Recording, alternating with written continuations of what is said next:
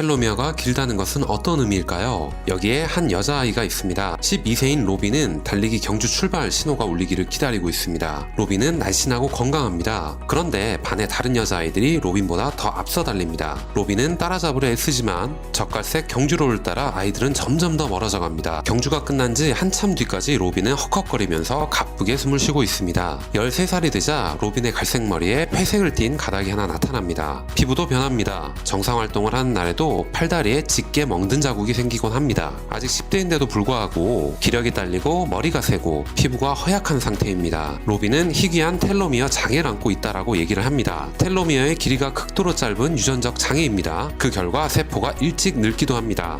피부 색깔을 만드는 세포인 멜라닌 세포가 피부의 색조를 균일하게 유지하는 능력을 잃습니다. 피부에 반점과 얼룩이 생기고 머리카락도 회색이나 흰색으로 변합니다. 손발톱은 이랑이 생기고 갈라집니다. 책 텔로미어 이펙트, 늙지 않은 비밀에서는 텔로미어 연장의 비밀, 내 몸을 늙게 하는 생각에 대해서 이야기를 나누고 있습니다. 흉터투성이 허파, 유달리 적은 혈구수, 약한 면역계, 골수장애, 소화불량, 몇몇 암 등은 이런 텔로미어 장애를 가진 사람에게 나타날 수도 있습니다. 현재 텔로미어 장애 환자 중 최고령자는 60대입니다. 이런 증상들을 텔로미어 증후군이라고 표현을 합니다. 다행히 이런 극단적인 선천성 텔로미어 증후군은 드물기는 합니다. 중증 텔로미어 증후군은 우리 모두에게 강력한 메시지를 전합니다. 로빈의 세포 안에서 벌어지는 일이 우리 세포에서도 일어날 수 있기 때문입니다. 그저 그녀에게서 좀 더 빨리 일어나고 있을 뿐이죠. 10만 명의 침을 채취해서 텔로미어 길이를 조사한 유전자, 환경, 건강에 관한 카이저 퍼머넌트 연구 프로그램 결과를 보면 20대부터 나이가 들수록 평균적으로 텔로미어가 점점 짧아지다가 약 75세의 최저 수준에 도달했다라고 얘기를 합니다. 그러면 사망 시기를 예측할 수 있을까라고 물어보는 사람도 있을 겁니다. 과학은 그렇다라고 말하고 있습니다.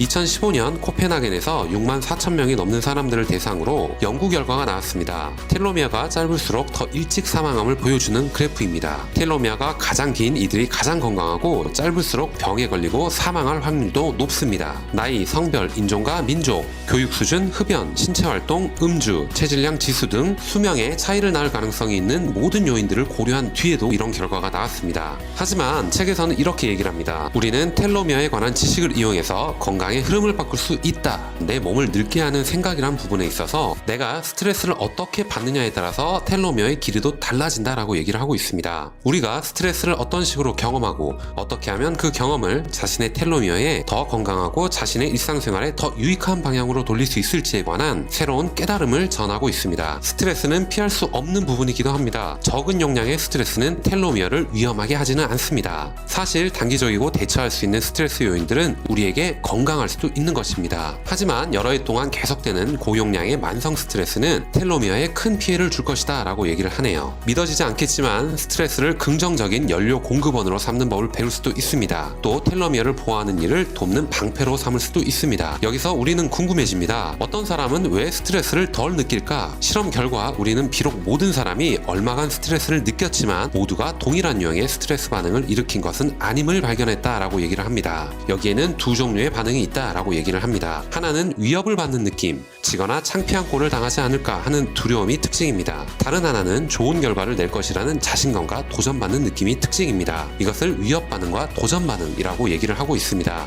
도전 반응을 일으키는 운동선수들은 더 자주 이기고요. 올림픽 선수들을 조사해보니 크게 성공한 이들일수록 삶의 문제들을 극복할 도전 과제로 여겨왔음이 드러났습니다. 긍정적인 스트레스는 높은 심장 박출량과 아드레날린으로 표현을 합니다. 이것은 곧 도전 평가로 변하게 되고 이것은 좋은 스트레스야 라고 머리가 인지하게 된다는 것입니다. 위협 반응을 더 느끼는 경향이 있다면 그런 안 좋은 감정에 빠지면서 시간을 낭비하지 말라 라고 얘기를 합니다. 도전 반응을 개발하라 라고 얘기를 합니다. 이것은 스트레스를 받는 새를 연구함에 따라서도 밝혀졌는데요. 연구자들은 조류, 새를 대상으로 실험을 해왔다라고 얘기를 합니다. 앵무새를 홀로 가두어 키우면서 의뢰하는 사교적인 대화를 못하게 하면 앵무새의 텔로미어가 더 짧아진다라고 얘기를 합니다. 우리는 사람만이 사회적 환경에 민감하다라고 생각을 합니다. 하지만 새들도 그러한 듯하다라고 얘기를 합니다. 만성 스트레스는 면역계를 여러모로 억누름으로써 우리를 감염에 더 취약하게 하고 백신 접종을 했을 때 항체가 덜 생기게 하고 상처가 낫는데 더 오래 걸리게 합니다. 만성 스트레스를 받는 이들은 텔로미어가 더 짧고 짧은 텔로미어는 면역세포의 조기 노화를 가져올 수 있습니다. 그것은 곧 면역 기능이 더 나빠진다는 의미이기도 합니다. 텔로미어가 짧을수록 염증이 더 생긴다라는 연구 결과는 아주 많습니다. 늙어가는 세포는 염증을 유발하는 사이토카인을 분비합니다. 이 세포는 죽기를 거부하고 시간이 흐르면서 혈액 속에 계속 쌓입니다. 물이 천천히 똑똑 떨어지듯이 해마다 염증 물질을 조금씩 내보냅니다. 책에서는 이렇게 4가지로 다시 한번 정리를 하고 있습니다. 첫째, 당신의 텔로미어는 사소한 스트레스에는 관심을 보이지 않는다. 반면에 유독한 스트레스는 주의해야 한다. 유독한 스트레스란 단연간 지속되는 심각한 스트레스를 말합니다. 셋째, 짧은 텔로미어는 염증을 촉발하고 염증이 서서히 증가하면 조직이 손상되고 노화 질환들이 생긴다. 넷째, 스트레스를 없앨 수는 없지만 도전적인 자세로 스트레스 사건에 대처하면 심신의 스트레스 회복력을 증진시키는 데 도움이 될 수 있다라고 얘기를 합니다. 여러분들도 텔로미어 관리를 통해서 후천적인 건강한 삶의 질을 변화시켜보는 것은 어떨까요?